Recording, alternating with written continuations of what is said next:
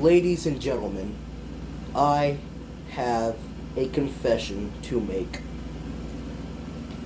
Your boy, the one and only Papa Potato of the Papa Potato Program YouTube channel, is indeed a Bayverse defender. Now, as you know, I am a massive Transformers nerd. I am a Transformers dork. My favorite franchise, fictional or not, of all time is Transformers. And when I think Transformers, there are three things that come to mind. Number one, the Bayverse, made up of 2007's Transformers, 2009's Transformers Revenge of the Fallen, 2011's Transformers Dark of the Moon, 2014's Transformers Age of Extinction, my favorite film of all time, by the way, and 2017's Transformers The Last Knight. Number two, Transformers Animated, the absolutely beautiful and god-tier 2007 to 2009 animated series that ran on Cartoon Network and was killed before it got a proper fourth season. God rest its beautiful, beautiful soul. And number three, Transformers Prime, my personal favorite Transformers series of all time, and my first Transformers series. And while I am a massive Transformers fan as well as a Bayverse defender, there is one thing that tends to piss me off about the Transformers community in general. This dumb fucking idea that Optimus Prime in the Michael Bay quintology of Transformers films, that's right, quintology, Bumblebee and Rise of the Beasts are a separate universe from the Bayverse. They are not canon to the Bayverse. The Bayverse continuity is already screwy enough. Why the hell are you trying to add more shit into it? But that's beyond the point. That's an argument and a dumb fucking video for a future unspecified date. The one thing that pisses me off about this community, beyond Transformers fans complaining about dumb shit that doesn't matter, which seems to be our favorite hobby, is them accusing Bayverse Optimus Prime of being a psychopath, as if you can tell they're following a meme instead of actually watching the original 5 films. And one video that pissed me off the most was this recent video, this dumb fucking YouTuber that accused Optimus Prime of being a fascist. So, let me go ahead and rip that argument to shreds real quick, because I've actually watched the films as well as the wider Transformers franchise, because I'm an actual Transformers fan that's watched more than just G1 in the movies in the Beast era. So, let's go ahead and get into, real quick, why this dumb fucking meme is not only inaccurate, unfunny, but on top of that, it's retarded on top of all of that. Optimus Prime in the Bayverse is depicted as a grizzled war veteran who gets knocked down and fucked over, movie in, movie out. In the first film, one of his most loyal and youngest soldiers is abducted and tortured, as well as one of his closest friends, Jazz, being murdered in cold blood. In the second film, he's fucking murdered trying to protect Sam. In the third film, him and his friends are betrayed by someone he considered a mentor, a father figure, and another one of his closest friends is murdered in cold blood, Ironhide. In the fourth film, he's chased out after a 5-year time skip between Dark of the Moon and Age of Extinction, where him and his closest friends and allies are chased down, hunted down, and murdered like a bunch of animals by Cemetery Wind, sold off to a multi-billion-dollar corporation, with their corpses being melted down and desecrated to be transformed into what is essence, no pun intended, slave drones to be utilized by the military to murder innocent humans. And in the fifth film, after leaving Earth to hunt down his creators as revenge for Lockdown murdering so many of his closest friends, he ends up getting lost in space before hitting Cybertron, being mind-controlled, and nearly killing the final survivor beyond him of his original quintet in the original 2007 Transformers film. His brutality is 100% justified if you pay attention to the films. Another argument and another complaint dumbasses tend to have relating to the Michael Bay quintology is how Optimus Prime is too brutal. He commits war crimes against who he fights.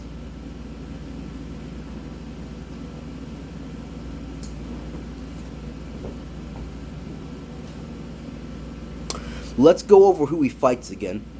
Unlike in other universes, like animated or the Bumblebee universe or the Aligned Continuity or G1, where the Bayverse's single biggest issue is that it didn't give the Decepticons enough personality. But in the context of this video, that kind of makes a lot of sense. You notice how nearly every Decepticon in the Bayverse is depicted as a violent, bloodthirsty barbarian, which is shown murdering innocent creatures every time they're on screen? No, let's go over what the Decepticons are in this universe. All Decepticons have animalistic appearances, besides like a handful, maybe 12 or 13 of them. Most of them have hind legs, some run on all fours, and most have insect-like faces, which may be a way to demonstrate their alien-like origins in comparison to the humanoid Autobots, but whatever. It's my biggest gripe with the Bayverse, beyond wasting good characters. Whenever the Decepticons are on screen, they're always either murdering an innocent creature or invading a city or any area, any land. The Decepticons the Autobots fight are bloodthirsty war criminals, terrorists essentially, which forced Optimus to exile the Allspark from Cybertron because they intended to use it to conquer the planet. And when the Allspark lands on Earth, you know what they do? They try to use it to transform Earth's machines, murder the entire 7 billion power-strong human species, and take over the planet.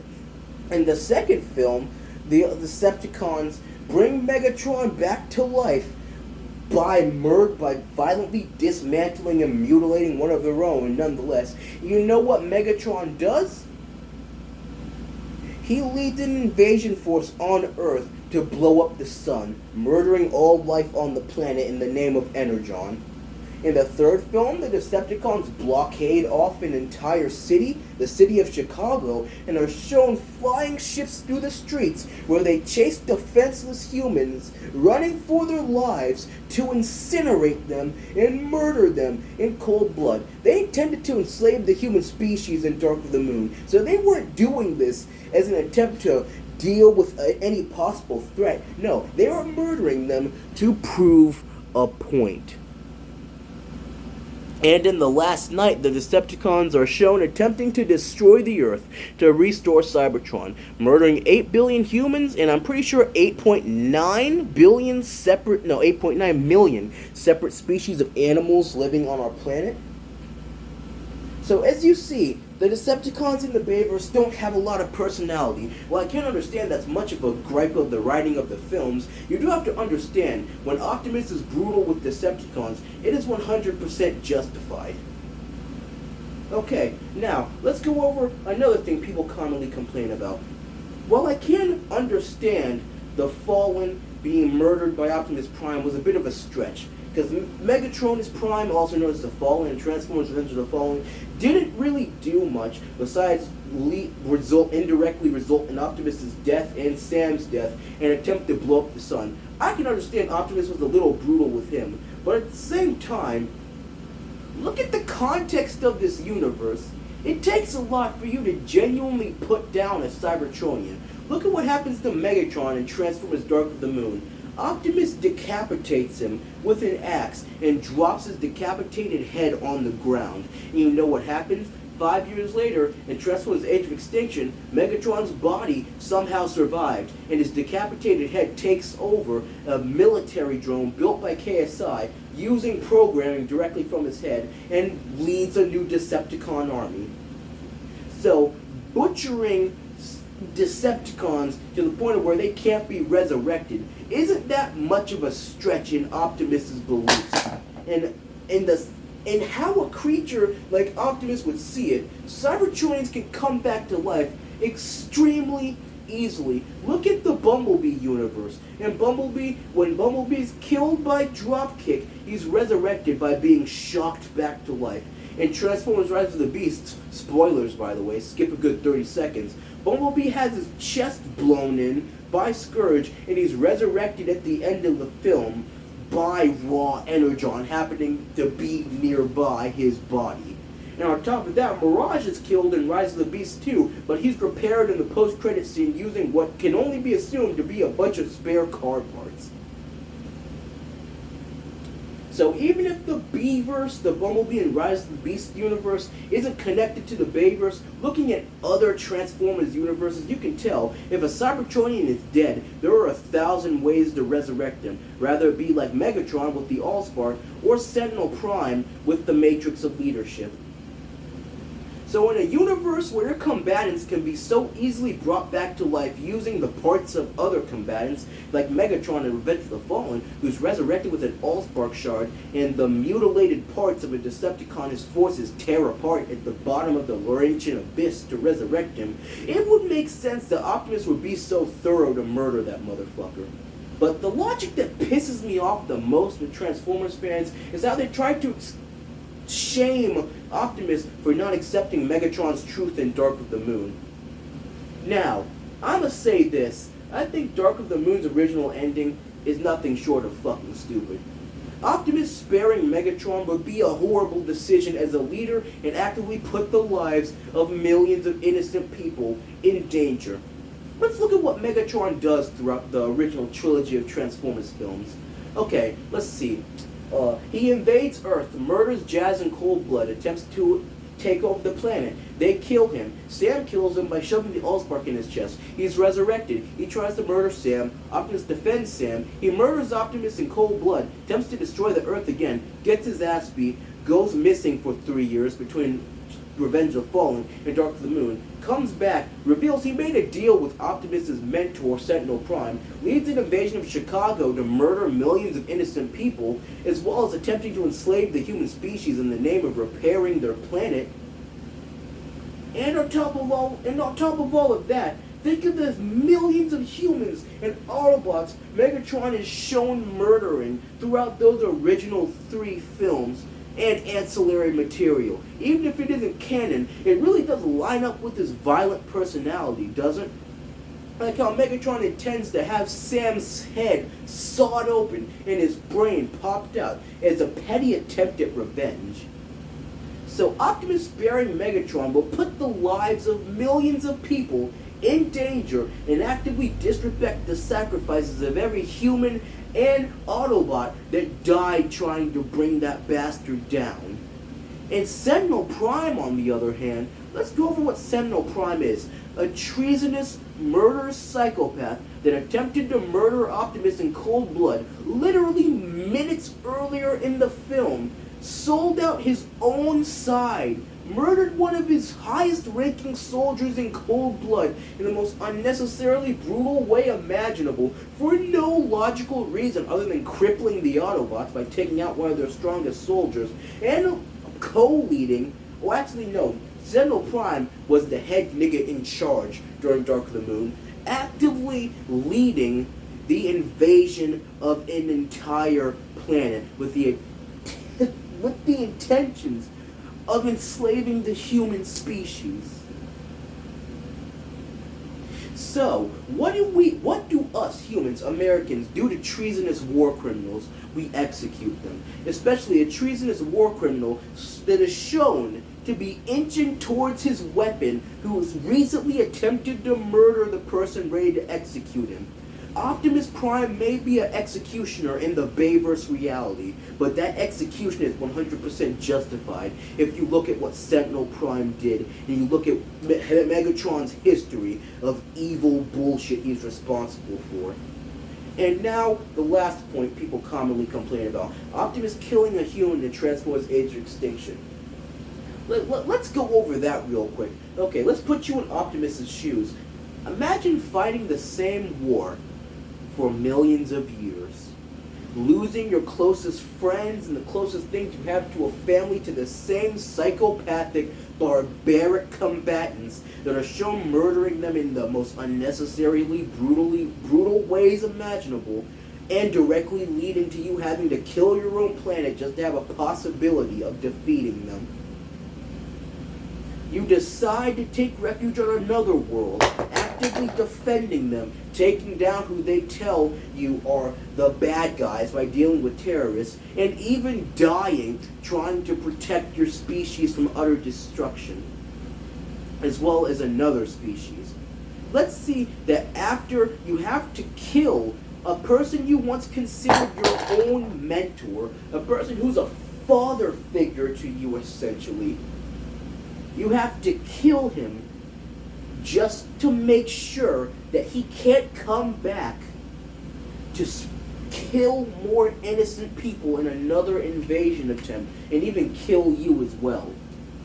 And you know how that kindness and that altruism is repaid? Your forces are hunted down like animals over 5 years, murdered and mutilated as the other side, the people you once vowed to protect, make deals with the intergalactic factionless mercenary to get to you and sell the mutilated remains of people you once considered your friends to be melted down and turned into what is in essence slave drones for the military to use to kill people in wars. Now, if I was in Optimus Prime's shoes, I'd be a hell of a lot more rageful than him. Optimus Prime only kills one human in that entire film, and it's the dirty, violent, psychopathic bastard responsible for the whole operation in the first place. Optimus could have killed Joshua Joyce at any point, because he was the head of the operation, but you know what Optimus does? He scolds him and walks away. If I was in Optimus' shoes, I would have killed that motherfucker point blank, without a singular ounce of hesitation whatsoever. But Optimus Prime is a righteous soul.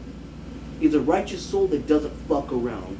He deals with shit. He handles issues in a way to where it's very, very, very close to impossible for them to come back. Bay vs. Optimus Prime may be brutal. He may be one of, if not the most brutal incarnations of the entire character throughout the entire franchise. But I don't give a shit. In layman's terms, to keep it simple for the G1ers that won't watch the entire video because they're mentally retarded, the Decepticons in this reality, in this universe, in this specific universe, and all surrounding parallel timelines and universes that branch off from it, like branches on an oak tree. The Decepticons are always depicted, other than like 5 or 6 of them, as violent, bloodthirsty, animalistic psychopaths that are shown either killing their own, killing humans, or killing or torturing Autobots whenever they're on screen. So Optimus being depicted as a butcher in this universe is 100% justified, especially when you consider the fact that these barbaric, psychopathic combatants that they call the Decepticons are 100% able to be resurrected by multiple means, including the Allspark and the Matrix of Leadership. So destroying them in a way to where it's next to impossible for them to come back, especially when you look at surrounding Transformers media, like the Beaverse or the Aligned Continuity. It is 100% justified what Optimus does to his enemies, especially when you consider, if you actually pay attention to all 5 films, any Decepticon Optimus Prime kills, he only ever kills that Decepticon in order to protect humans or Autobots surrounding him. No, I dare you. Watch all fight scenes featuring Optimus Prime from all 5 Bayverse films, and I guarantee you will not find a single fight scene where Optimus kills a Decepticon where he isn't actively protecting either A, an Autobot, B, a human, C, a group of humans, D, a group of Autobots, or E, all of the above. And another thing, one last thing before I close out this video. One thing that pisses me off the most is how Autobots and other universes are shown killing Decepticons in a way just as brutal as Optimus Prime, and no one says shit about it. What about in Transformers Prime, where in the first 5 episodes, the Darkness Rising opening to the entire series, we see Bulkhead tell Miko to look away as he rips out the wiring, which is essentially the Cybertronian equivalent of intestines, from a Viacon trooper's body. Remember, despite the fact that all Viacon troopers look damn near exactly the same other than a light paint job in the Transformers Prime aligned universe, They are confirmed to all have distinct personalities themselves, which is shown by the fact that all of them have distinct voices and mannerisms. So what exactly differentiates what Bulkhead does and all the other bots do to Viacons from how Bayverse Prime treats the Decepticons?